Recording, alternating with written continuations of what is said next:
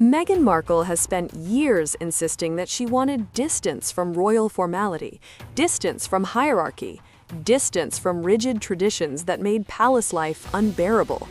That narrative has been central to her public reinvention since leaving Britain.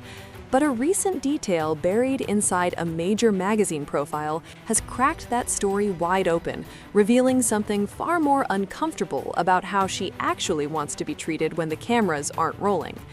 According to reporting tied to a high-profile lifestyle feature, Meghan has required members of her team to formally announce her royal title before she enters rooms to meet guests. Not at official ceremonies or diplomatic events, but in private settings, casual gatherings, interviews, even meetings involving young teenagers. The instruction was not subtle. She was not to be introduced as Meghan or even Meghan Markle. She was to be announced as the Duchess of Sussex. This revelation didn't come from a hostile tabloid or anonymous internet rumor. It emerged from a publication that was clearly meant to support her image rehabilitation. That alone makes the detail more damaging.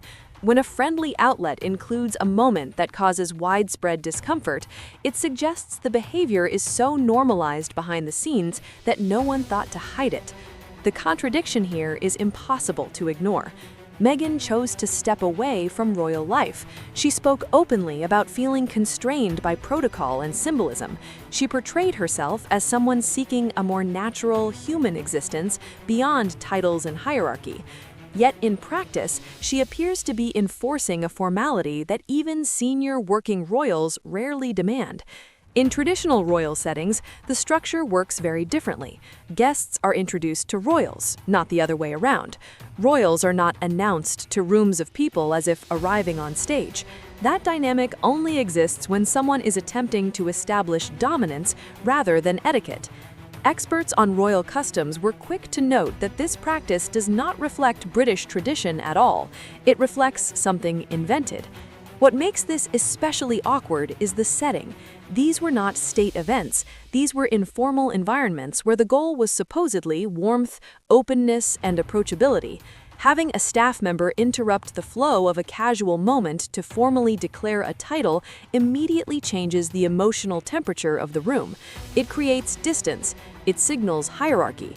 It turns a human interaction into a performance. Observers have pointed out that this detail may explain years of visible awkwardness in Meghan's public interactions. Guests often appear slightly unsettled when first meeting her on camera. That hesitation now has context. Being formally announced to in a casual space would throw anyone off balance, particularly when they weren't expecting it. The timing of this exposure couldn't be worse.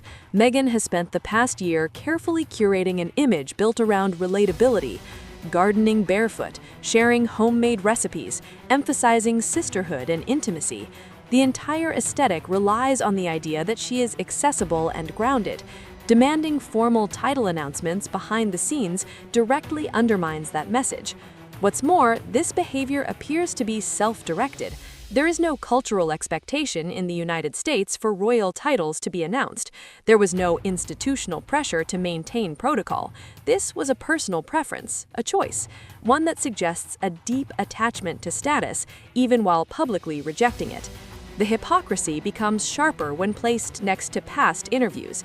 Meghan once openly mocked royal traditions, including the act of curtsying to Queen Elizabeth II. She framed it as theatrical and unnecessary, presenting herself as someone baffled by outdated rituals. That moment alienated many viewers who saw it as dismissive of history and service. Now, the same person appears to be insisting on ceremonial recognition for herself, in situations where no such recognition is required or expected. It raises an uncomfortable question. Was the issue ever about protocol, or was it about control? Royal watchers have long noted that actual working royals tend to minimize formality in private interactions. Princess Anne is famously direct. Catherine, Princess of Wales, is known for ease and natural warmth. Neither requires ceremonial reinforcement of status in informal spaces. Their authority doesn't depend on verbal confirmation. Meghan's reported behavior suggests something different: a need to hear the title spoken, a need for reinforcement, a need to ensure that everyone in the room understands her position before engaging with her as a person. That is not confidence, that is insecurity dressed as prestige. This also sheds light on persistent reports of staff dissatisfaction. Asking professionals to perform unnecessary rituals centered on ego rather than function creates friction. When staff members are expected to manage appearances rather than logistics, morale suffers. It's not surprising that resistance eventually emerged. What makes this revelation particularly damaging is how it reframes Meghan's broader narrative. For years, critics accused her of wanting the benefits of royalty without the responsibilities. Supporters argued that she simply wanted autonomy. This detail tilts the scale. It suggests that the title itself remains essential to her sense of self and influence. And that brings us to the commercial implications. Meghan's current ventures rely heavily on perception. Lifestyle branding, media projects, and partnerships all require public trust. They require audiences to believe in authenticity. When that authenticity is exposed as performative, the entire business model weakens. Titles carry symbolic power.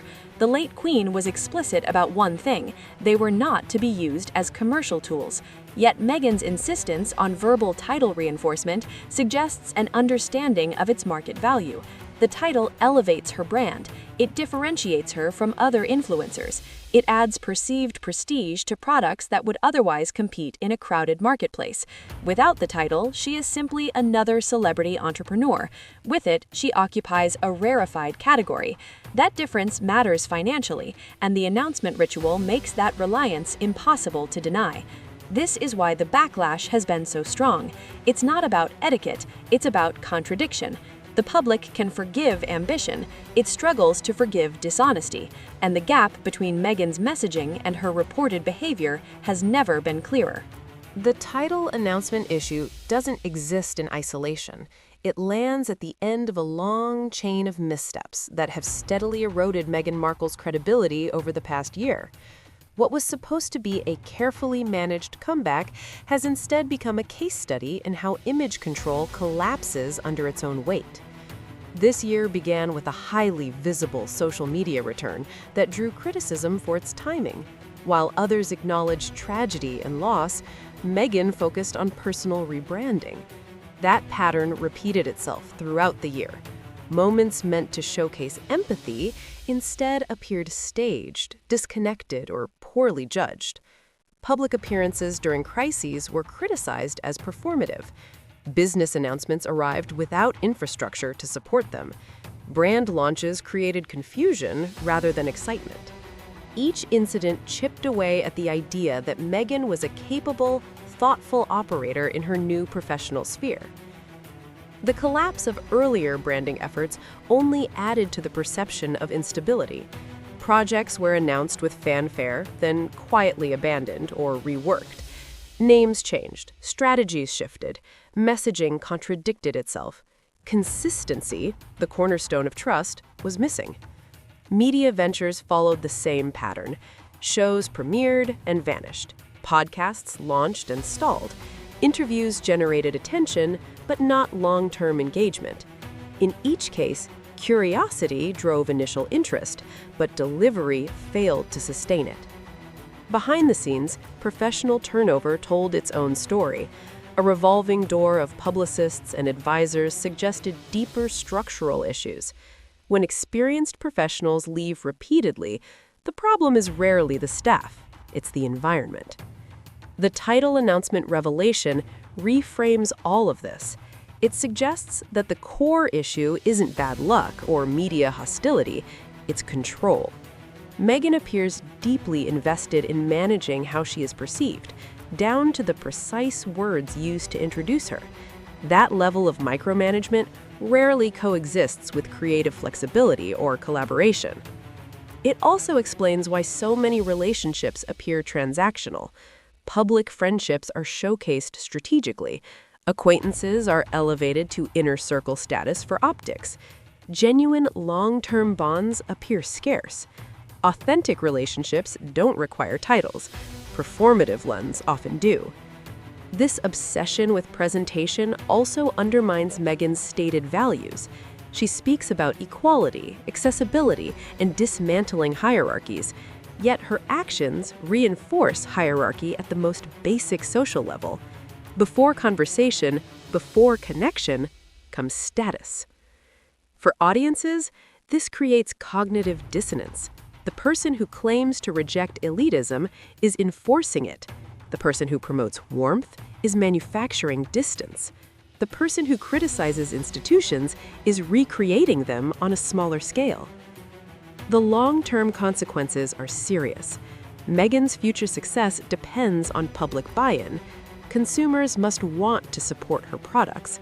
Viewers must want to spend time with her content. Partners must believe collaboration enhances their brand. Each of those decisions is influenced by trust. Trust once broken is difficult to rebuild, especially when the damage confirms existing doubts. The title announcement didn't create new criticism, it validated old concerns. Perhaps most damaging is the impact on Prince Harry. He sacrificed institutional support, family ties, and national goodwill to stand beside Meghan. As her public image deteriorates, his own prospects narrow. The choices that once seemed bold now look isolating. There may be another reinvention coming, a softer tone, a new message, a reframed mission. But this revelation will follow her. It will be referenced, remembered, and resurfaced whenever she claims authenticity. Because authenticity cannot coexist with enforced ceremony. You cannot be both the most important person in the room and the most relatable one.